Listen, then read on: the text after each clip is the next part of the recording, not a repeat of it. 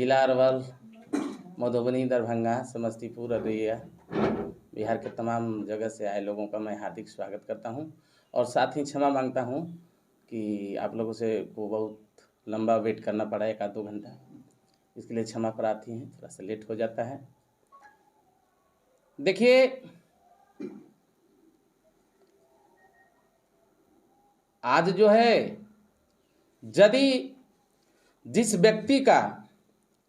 जिस व्यक्ति पर अगर शासन करना हो, सबसे पहले उसका इतिहास दबा करके उसके सामने जो है बनावटी इतिहास परोस दीजिए, स्वतः वो व्यक्ति गुलाम हो जाएगा। उस सत्ता को, उस व्यक्ति को सत्ता से दूर करने का सबसे बड़ा मार्ग है कि उस व्यक्ति के सामने नया इतिहास परोस दीजिए। हमने उस इतिहास को खोज निकाला है जिस भारतवर्ष में सम्राट अशोक जो राष्ट्र के निर्माता हैं, विश्व विजेता हैं, इनके जैसा कोई सम्राट नहीं हुआ। इनका इतिहास जो दबा हुआ है, जो धार्मिक ग्रंथ बना करके जो दबाया गया है, हम चाह रहे हैं कि पूरे भारतवर्ष में सम्राट अशोक जब नोट में हो सकते हैं, जब वोट में हो सकते हैं, राष्ट्रीय ध्वज में हो सकते हैं, तो हमको लगता है कि इनको पूरे राष्ट्र के हर गांव में, जैसे एक शिवाला है, दुर्गा स्थान है, उससे जो सम्राट अशोक को होना चाहिए। लेकिन तथाकथित ये राष्ट्र से जुड़ा हुआ किसी व्यक्ति के माध्यम से नहीं है, किसी जाति से नहीं इसको जोड़ के देखा जा सकता है। सम्राट अशोक को राष्ट्र से नहीं, जो राष्ट्र से जोड़ करके देखा जा सकता है, किसी जात से नहीं। लेकिन कुछ लोग कुशवाहा समाज तथाकथित जो कहते हैं, वो लोग कहते हैं कि हम कुशवाहा के वंशज हैं, सम्राट अशोक के वंशज हैं। सबसे बड़ी दुर्भाग्य और शर्मनाक बात है, ये लोग दिखाने का कोशिश करते हैं वीटीएम। कभी एक सीट के लिए मोदी सरकार, कभी नया बिहार नीतीश कुमार, कभी लालू वंदना, कभी सोनिया वंदना। हम चाह रहे हैं कि इन लोगों ने 75 सालों में बिहार में ही कम से कम हजारों एमएलए और एमपी हुए हैं।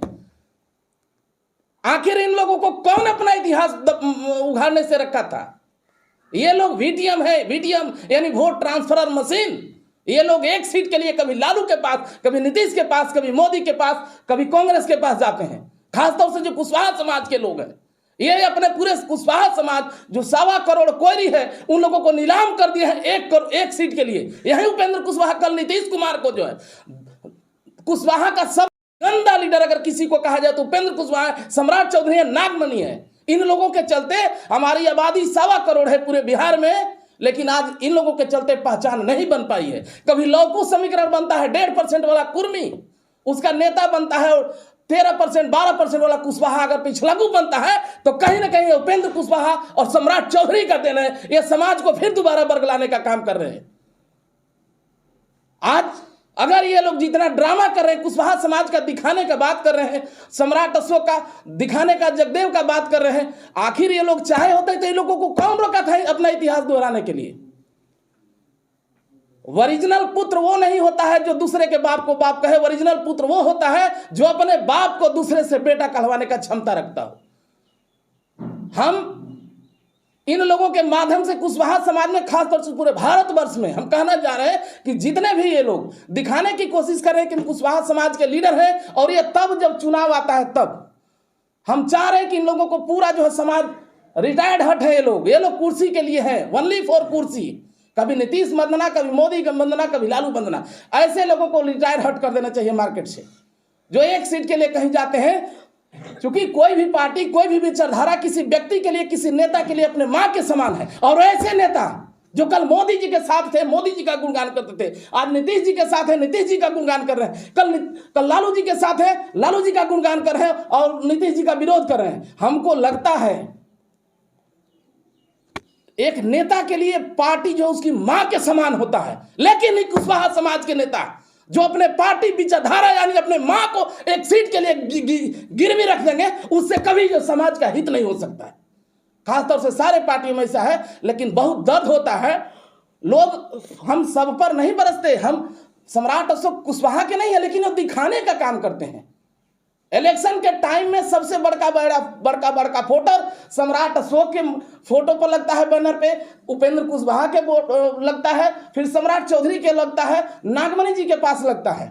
दिखाने का लोग कोशिश करते हैं कि हम लोग कुशवाहा समाज के हैं। तो अगर कुशवाहा समाज के हैं तो रुद्र प्रताप कुशवाहा, युवा लीडर कुशवाहा समाज का, इन लोगों से पूछना चाहता है 75 सालों में आप लोग अशोक के लिए क्या किया, कुशवाहा के इतिहास के लिए आप लोग क्या किया अभी तक। मौर्य वंश के ओरिजिनल शासक हैं और गांधी मैदान को कब्जा में लेकर के रहेंगे। जब गांधी मैदान, जब लखनऊ का कर्णावती हो सकता है, जब जो है इलाहाबाद का प्रयागराज हो सकता है, तो गांधी मैदान को सम्राट अशोक का मैदान होने से हमको नहीं लग रहा है कि इसमें गांधी आरएसएस का कहां विचारधारा, हम विरोध कहां कर रहे हैं, हम तो राष्ट्रभक्ति की बात कर रहे हैं। तो गांधी जी की मूर्ति फिर वही बात, अरे भाई सम्राट अशोक पहले है कि अगर आप लोगों से पूछना चाहते हैं कि यदि अगर आरएसएस मतलब जो बोल रहे हैं, आरएसएस हमको मतलब नहीं, हम आरएसएस से तो नफरत करते हैं, लेकिन कहने का मतलब ये है कि यदि सम्राट अशोक के नाम से पूरा राष्ट्रीयता है भारतवर्ष में कि गांधी जी कल का जन्म हुआ आदमी के इसके नाम से पूरा चीज बना रहे हैं। आपको बनवाना है तो बनवाइए ना, आप बनवाइए इंदिरा गांधी को जो है महात्मा गांधी एयरपोर्ट बनवाइए। अगर गलत कहना गुनाह है तो वैसा गुनाह हम 1000 बार करेंगे मार्केट में। फादर ऑफ नेशन नहीं मानते। अरे फादर माने क्या होता है, फादर माने उसका जो विश्लेषण देखिए ना, फादर का मतलब क्या होता है, फादर जो जन्म देता है वो होता है, न कि जो है आकर के बाहरी से बैठ जाता है बहरूपिया वो होता है। ये बहरूपिया है, इसको बिठाया गया है सम्राट अशोक के इतिहास को दबाने के लिए, मनुवादियों द्वारा बैठाया गया है, जिसका हम पर्दाफाश करेंगे चाहे भले जगदेव जैसा गोली खाना पड़े मार्केट में हमको। इसमें देशद्रोही का बात, जो अगर गांधी जी का विरोध करता है तो वो देशद्रोही हम कुछ देर के लिए मान लेते हैं, तो जो सम्राट अशोक, तब तो सम्राट अशोक का विरोध करता है उसको तो महादेशद्रोही में घोषित होना चाहिए ना, जो सम्राट के इतिहास को खत्म कर दिया। सम्राट अशोक का विरोध तो कोई नहीं कर। अरे काहे ने विरोध कर रहा है भाई, जो सम्राट अशोक का अपना मैदान था उसमें गांधी मैदान बैठा दिए, हर जगह जो उसको सम्राट अशोक के स्तंभ पर गांधी मैदान अशोक का स्तंभ डाल करके गांधी का स्तंभ डाल करके सब छोटा करने लगे। ये नहीं है, ये विरोध नहीं है।